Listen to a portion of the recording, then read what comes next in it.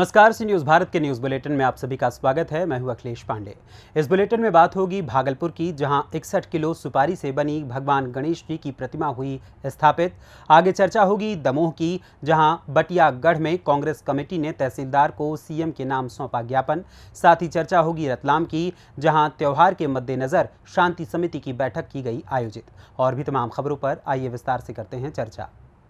खबर भागलपुर से है, जहां यूं तो मुंबई का गणेश उत्सव काफ़ी खास माना जाता है। लोग बड़े धूमधाम से गणेश उत्सव मनाते हैं, लेकिन भागलपुर में भी गणेश उत्सव को लेकर धूम है।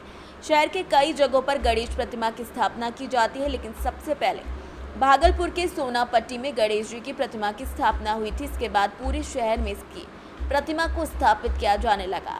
इस बार सोनापट्टी का प्रतिमा खास होने वाली है। दरअसल ऐसा इसलिए कह रहे हैं क्योंकि इस बार मिट्टी से नहीं बल्कि सुपारी से प्रतिमा को बनाया गया है।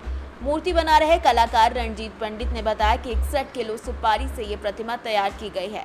हर साल वहाँ की प्रतिमा वही तैयार करते हैं। शहर के अलग अलग कोने से लोग वहाँ देखने पहुँचते हैं। काफ़ी धूम रहती है।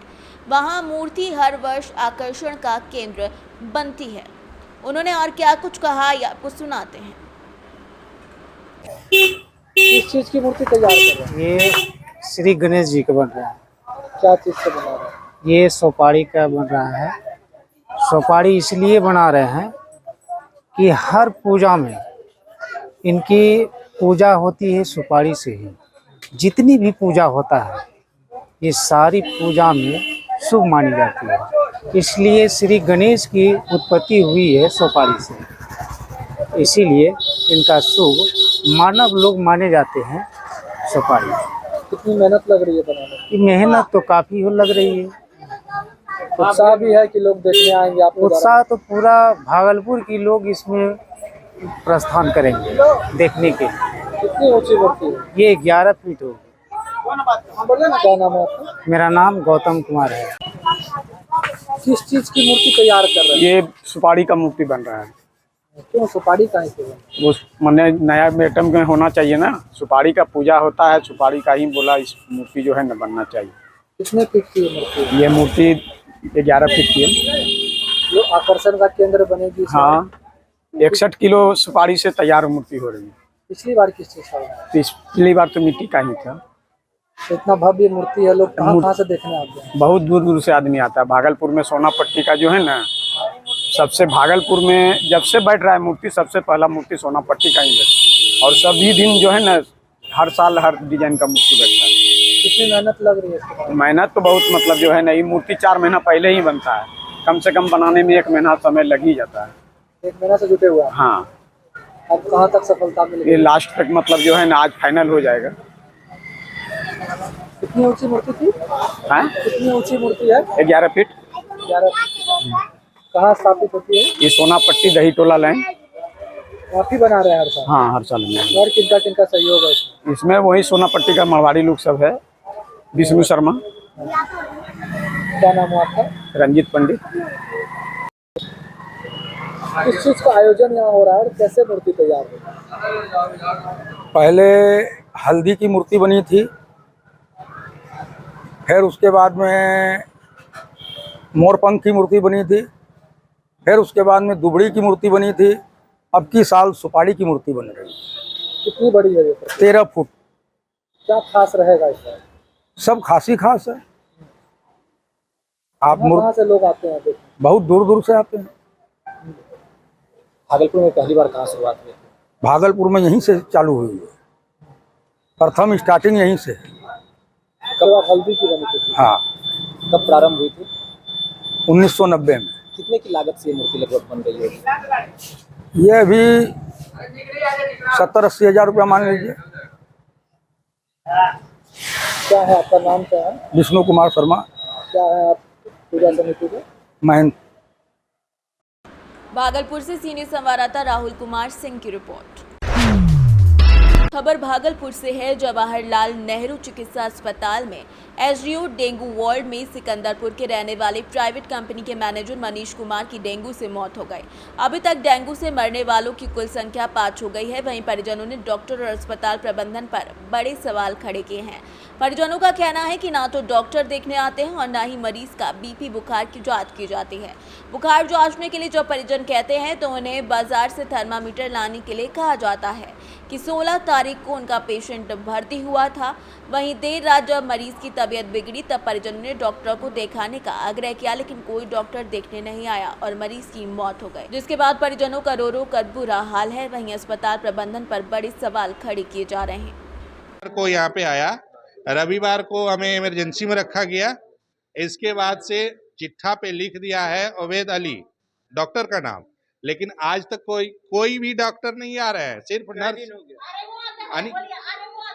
आज जो भी आता है वो जूनियर डॉक्टर लोग आते हैं, इस कोई नहीं है। ना तो मेरी मम्मी का ना तो बीपी जांच हो रहा है, बस सिर्फ शुगर जांच हो रहा है, ना बीपी जांच हो रहा है। ना कोई पूछने आता है कि आपको क्या परेशानी है, कोई नहीं पूछने। भागलपुर से सी न्यूज़ संवाददाता राहुल कुमार सिंह की रिपोर्ट। खबर मध्य प्रदेश के दमोह से है, जहां दमोह जिले में बीते दिनों अधिक बारिश होने से फसलों को नुकसान पहुंचा है। इसी को लेकर किसान कांग्रेस कमेटी ने बटियागढ़ ब्लॉक में तहसीलदार को मुख्यमंत्री के नाम सोमवार को ज्ञापन सौंपकर मुआवजे की मांग की। कांग्रेसियों का कहना है कि मध्य प्रदेश शासन और मुख्यमंत्री किसानों की खेती पर जाकर जल्द से जल्द सर्वे कराया जाए और मुआवजा राशि जारी की जाए। साथ ही साथ चेतावनी दी कि अगर किसानों को मुआवजा नहीं मिला तो आगे कांग्रेस पार्टी आंदोलन करेगी। इधर जिले में ज्यादा बारिश से फसलों को बहुत नुकसान पहुंचा है। विभिन्न किसान संगठन और राजनीतिक दल किसानों को मुआवजा और राहत देने की बात कर रहे हैं। किसान कमेटी के ब्लॉक अध्यक्ष राजेश राय के नेतृत्व में तहसील क्षेत्र के समस्त किसान कांग्रेस पार्टी के सदस्य, जिला पंचायत अध्यक्ष प्रतिनिधि गौरव पटेल, जिला पंचायत उपाध्यक्ष प्रतिनिधि धर्मेंद्र कटारे, जिला पंचायत सदस्य राव विजेंद्र सिंह समेत कई लोग मौजूद रहे और सभी ने शासन प्रशासन से अतिवृष्टि के कारण फसलों में हुए नुकसानी का सर्वे तुरंत करवाकर किसानों को मुआवजा और फसल बीमा का लाभ दिए जाने की मांग की है। देखिए, संपूर्ण जिले में आप देख रहे हैं उड़द, मूंग और सोयाबीन की फसल पूर्णतः नष्ट हो गई। किसान आज त्राही कर रहा है और अपने आप को किसान पुत्र कहने वाले शिवराज सिंह जी मौन होकर बैठे हुए हैं। आज तक ना किसानों के सर्वे की कोई घोषणा की गई है, ना किसी प्रकार का मुआवजा दिया गया। इससे दुखित होकर अभी ये घुराटा में हमारे किसान भाई ने आत्महत्या की। इस तरीके की घटनाओं में भी कोई बोलने वाला नहीं है। अभी जाति पाति या हिंदू मुस्लिम वाला कोई मामला होता तो सारे नेता उसके यहाँ पहुँचकर अपनी संवेदना व्यक्त कर रहे होते, पर वो किसान है इसलिए आपने देखा वहाँ कोई बड़ा नेता भी नहीं पहुँचा, ना ही आज तक प्रशासन ने उनके परिवार को संबल देने का प्रयास किया है। तो हमने आज किसान कांग्रेस बटियागढ़ के माध्यम से अपनी मांगों को प्रशासन तक रखा है और अगर एक हफ्ते के अंदर इसका निराकरण नहीं होता तो यहीं पर एक उग्र प्रदर्शन किया जाएगा, जिसकी संपूर्ण जवाबदारी प्रशासन की होगी।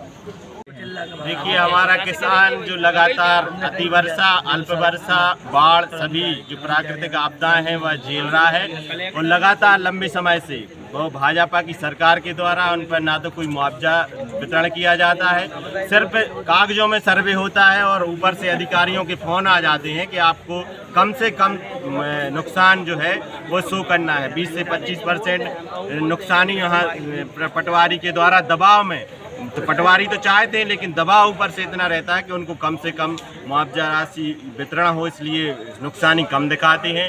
इसलिए ना तो फसल बीमा का लाभ मिलता है, ना मुआवजा राशि जो बनती है सरकार की वो मिलता है। किसान आत्महत्या जैसे घातक कदम उठा रहे हैं। पूरी तरीके से फसलें चौपट हो चुकी हैं। सरकार अपने प्रचार प्रसार में लगी है। होर्डिंग, बैनर, पोस्टर पर लाखों करोड़ों रुपए का खर्च किया जा रहा है, यात्राओं में करोड़ों रुपया। और शिवराज सिंह जी जब आते हैं तो मोदी जी दो बार सागर आ चुके हैं। एक बस में मुश्किल से 2-3 दिया गया। आज ब्लॉक कांग्रेस कमेटी बटियागढ़ के नेतृत्व में सोती हुई भाजपा की सरकार के लिए, किसानों की पीड़ा के लिए जगाने के लिए आज जो किसानों की खरीफ की फसल उड़द, मूंग व सोयाबीन पूरी तरह से अतिवृष्टि के कारण नष्ट हो गई है, उसके उचित सर्वे व मुआवजा के लिए मुख्यमंत्री के नाम से ज्ञापन दिया है। हम देखेंगे कि हमारी इस फसलों की नुकसान के कारण हमारे भाई किसान घुराटा के किसान स्वरूप सिंह जी ने जो आत्महत्या की, उनके लिए भी अभी तक कोई मुआवजा नहीं दिया गया। अभी यहाँ पर अपने पथरिया में भाजपा का प्रत्याशी घोषित हो गया है, लेकिन भाजपा के लोगों ने उनकी ओर ध्यान भी नहीं दिया है। तो हमारी मुख्यमंत्री जी से यही मांग है कि घुराटा के किसान स्वरूप सिंह जी को उचित मुआवजा दिया जाए, साथ ही किसानों के लिए शीघ्र सर्वे कराकर उचित से उचित मुआवजा दिया जाए। को लेकर तहसील आज बटियागढ़ में किसान कांग्रेस कमेटी के द्वारा हम लोगों ने ज्ञापन दिया है कि जो फसलें खराब हो गई हैं शासन के द्वारा उनका सर्वे कराया जाए और सर्वे में उचित जो शासन रेट निर्धारण करे उनके अनुसार उनको मुआवजा राशि दी जाए। और हमारे घोराटा में जो किसान के साथ बहुत ही हृदय विदारक घटना हुई है उसकी प्रशासन ने आज तक ना तो सुध ली है और ना भी कोई भी मुआवजा राशि दी है। तो इस संबंध में भी मैं माननीय मुख्यमंत्री जी से निवेदन करता हूं कि उनको उचित मुआवजा दिया जाए। दमोह से सी न्यूज़ संवाददाता संतोष मोदी की रिपोर्ट। खबर दमोह से है, जहां पर जिले के संभाग से आए पहलवानों ने कुश्ती के दाव पेच दिखाए। दरअसल हड़तालिका पर्व के मौके पर माला मानगढ़ में 21 सालों से चली आ रही जिला स्तरीय कुश्ती प्रतियोगिता के आयोजन का इस वर्ष भी भव्यता के साथ उत्साहपूर्वक माहौल में दंगल प्रतियोगिता का आयोजन किया गया, जिसमें सबसे पहले कुश्ती दंगल अखाड़े में भगवान हनुमान के चित्र पर माल्यार्पण कर प्रतियोगिता का शुभारंभ किया गया। ढोल नगाड़ों की ताल पर पहलवानों ने अपने हुनर कुश्ती के दाव पेच से एक दूसरे को चित किया, जिसमें जिले के संभाग से आए दर्जनों पहलवानों ने कुश्ती के जौहर दिखाए, जिसमें विजेता पहलवानों को जनपद अध्यक्ष, प्रतिनिधि, जिला संभाग उपाध्यक्ष विनोद राय और अतिथियों के द्वारा शील्ड और नगद राशि से पुरस्कृत किया गया। अतिथियों में चन्नू राय, राशिद मसाब, हरप्रसाद यादव, नर्मदा राय समेत कई लोगों की उपस्थिति रही। दंगल प्रतियोगिता में रेफरी सफी खान और हरप्रसाद यादव की निर्णायक भूमिका रही। दमोह से सी न्यूज़ संवाददाता संतोष मोदी की रिपोर्ट। खबर रतलाम से है। रतलाम में आयोजित होने वाले त्योहारों को लेकर पुलिस प्रशासन पूरी तरीके से अलर्ट मोड पर है। इसी को लेकर प्रशासन के द्वारा सभी समाजों को एकत्रित कर शांति समिति की बैठक की गई। बता दें कि गणेश चतुर्थी शुरू होने वाली है। इसके साथ ही मुस्लिम समाज में 28 सितंबर को ईद मिलादुन्नबी का भी जुलूस है, जिसको लेकर त्योहार पर किसी भी घटना से निपटने के लिए त्योहार में आपसी भाईचारे को मनाने को लेकर बैठक आयोजित की गई। बैठक में तहसीलदार ठाकुर सहित शहर काजी और अन्य लोग उपस्थित रहे, जिसमें त्योहारों की रूपरेखा पर चर्चा की गई और सभी त्योहार एक साथ मिलजुल कर मनाने की सहमति जताई गई। समिति की बैठक ली थी, किस संबंध में ली थी? आगामी आने वाले त्योहारों का जो सीज़न है वो आ चुका है। आप देख रहे हैं कि आने वाले त्यौहार में गणेश चतुर्थी और मिलादुन्नबी जैसे त्यौहार आने वाले हैं, तो उनकी उसी चीज़ को लेकर के आज शांति समिति की बैठक यहाँ पे आयोजित की गई थी। क्या निष्कर्ष निकला, क्या रणनीति बनी आगे? निष्कर्ष यही है कि दोनों समुदायों के द्वारा जो है अब दोनों त्योहारों को बहुत ही हर्षोल्लास के साथ और शांतिपूर्ण सौहार्दपूर्ण तरीके से मनाने के लिए उनके द्वारा खुद ही सहमति दी गई और बताया गया कि हम लोग पूर्व से भी इस प्रकार की रीतियाँ चली आ रही है कि पूर्व के वर्षों में भी सौहार्दपूर्ण तरीके से कार्यक्रम मनता रहा है। यहाँ पर इसी प्रकार से रहेगा। रतलाम से सी न्यूज़ संवाददाता हुसैन खान की रिपोर्ट।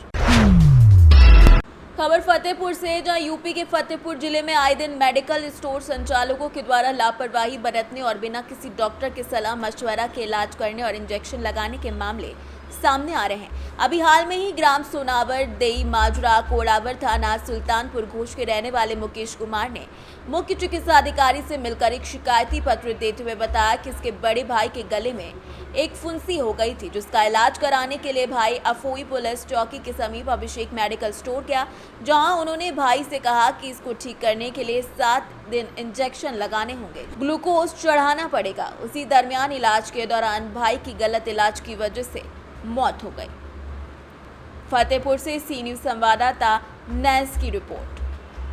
फिलहाल के लिए इस न्यूज़ बुलेटिन में बस इतना ही। देश दुनिया की तमाम खबरों के लिए देखते रहें सी न्यूज़ भारत। हर खबर आपके साथ, आपके हाथ।